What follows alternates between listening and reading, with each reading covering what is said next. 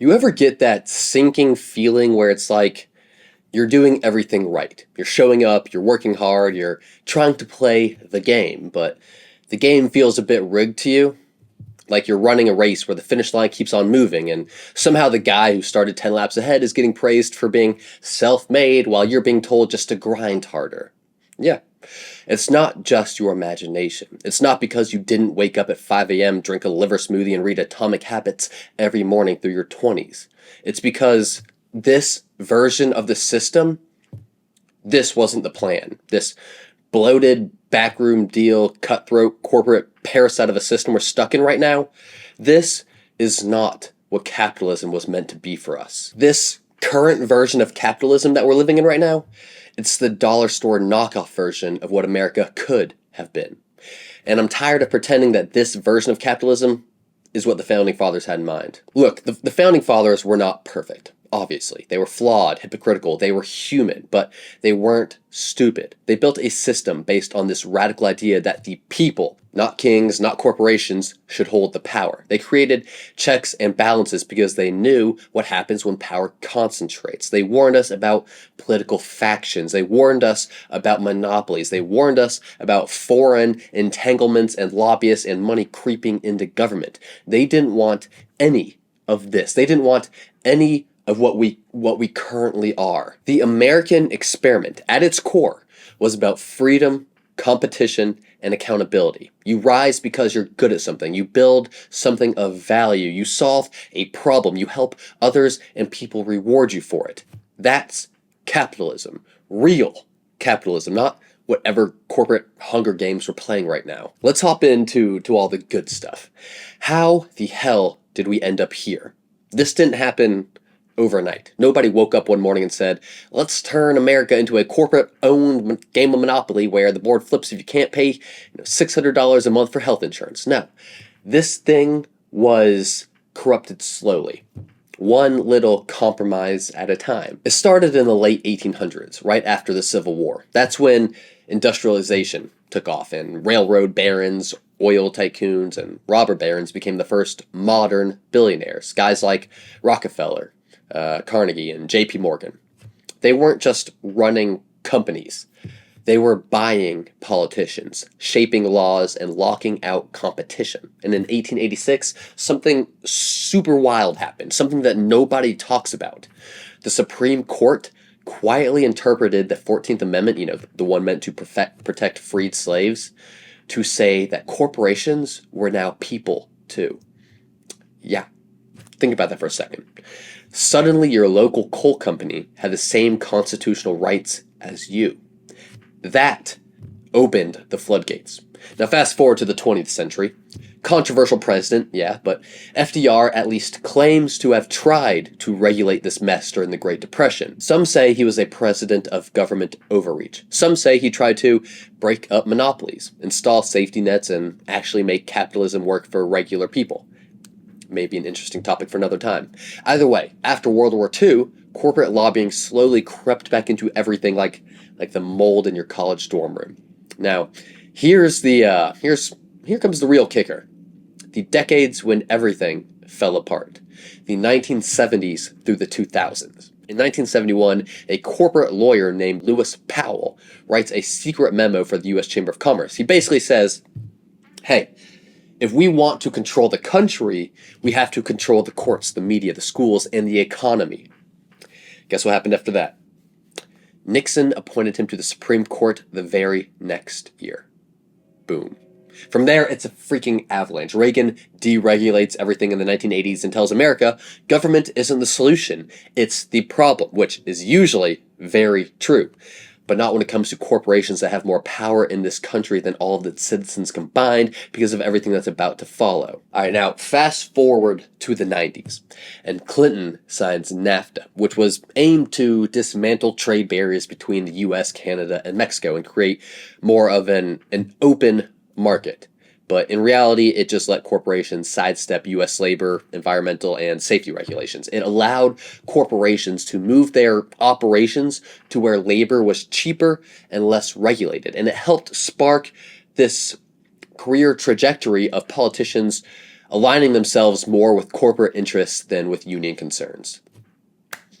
Clinton then killed Glass-Steagall, which separated commercial banking, your checking account, loans, and deposits from investment banking, which is like, speculative trading, bonds, etc. So now we basically allowed banks to act like they were gambling at a casino, but with your money at stake. Yeah.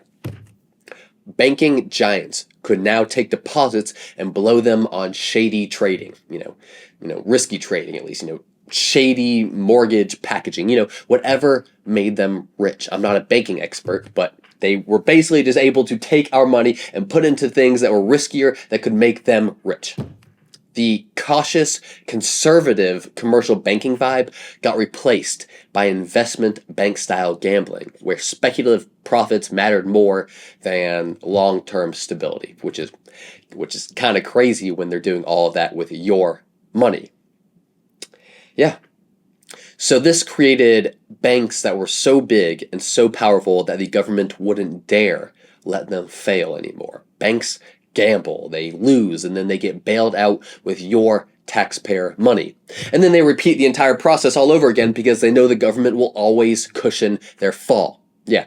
Clinton doing this gave these big banks the ability to absolutely dominate our economy, our politics, and our lobbying. Bush then bails out banks, Obama bails out banks, Trump cuts taxes for the top 1%, and Biden lets Big Pharma continue to rob you for insulin. Different faces, same donors, same deals. And all the while, corporate lobbying explodes during this time. This is absolutely crazy. In 1974, there were 175 registered lobbyists in D.C. Yeah, I want you to take a second and think about that. 175 registered lobbyists in D.C. in 1974. Today, any idea how many there are now? There are over 12,000. You think your vote actually matters? Because I don't know anymore. I mean, these guys spend billions of dollars a year writing the actual laws, no matter who's in office. Let's be real. So yeah, one loophole at a time. One campaign donation at a time. One lesser evil vote at a time. That's how we got here. This isn't a conspiracy theory. This is just history. It's really boring history on purpose. Because if they made it flashy, like the war over who can use which bathroom, you would actually notice that you were getting screwed. Why did I say it like that? Screwed. You get the point. So now that you are aware of this, have you ever noticed how both parties, left and right, seem to scream at each other about everything except for this? One side says, tax the rich. The other says, let the market do its thing. They'll fight to the death over things like bathrooms. But when it comes time to vote on a bill that lets defense contractors charge $500 for a wrench and $8,000 for a bolt, it's a bipartisan hell yeah. Audit the spending? Hell no. When it's time to vote on a bill that allows Big Pharma to charge you 600% whatever they're charging people in other countries, there's another bipartisan hell yeah. But why is all this? Why is this all happening? Why is this what has happened to our capitalist system? Well, simply put, it's because corporations fund both teams.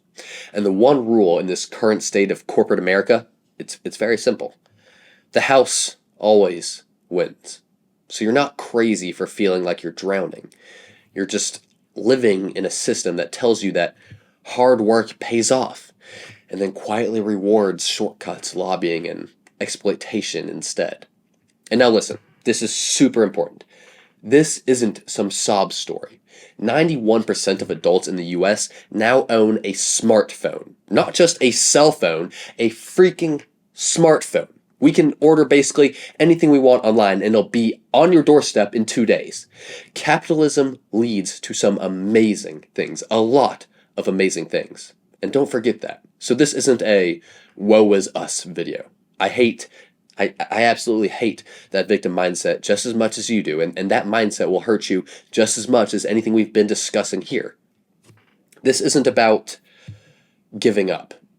It's about waking up. Because once you see it for all the good things American capitalism has led to, once you see how far the system has actually drifted from what it's meant to be, and you see how much better it could be, you stop blaming your neighbor for your problems. You stop falling for the dumb culture wars they dangle in front of you to keep you distracted. And you start focusing on the real fight, the fight to restore actual capitalism. The kind where small businesses aren't crushed by red tape while mega corporations get tax breaks to buy their CEO another yacht. The kind where workers aren't treated like disposable tools, but vital members in your business's prosperity. The kind where success means solving problems and helping people, not exploiting loopholes and exploiting people. The kind that has lifted more people out of poverty than anything else. We don't need to burn it all down like a lot of people on the left want to do right now. We just need to remember what this was supposed to be. Because this isn't what American capitalism was meant to be.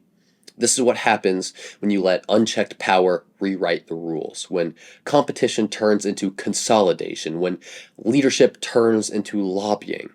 But the good news, and I always want us to focus on the good news, if the system was built and broken by people, by us, then it can be rebuilt by the people too. We don't need to become victims. We need to become the antidote. Because this isn't about left or right anymore. It's about remembering who this country was supposed to belong to. Us. And once enough of us wake up to this and stop distracting ourselves with fighting over which political party Taylor Swift belongs to, or whether or not Sydney Sweeney's jeans are racist, or whether or not Cracker Barrel's logo change is an attack on Southerners, once enough of us wake up and stop letting them distract us with all that stuff, we can finally stop fighting each other, and we can start fighting for each other.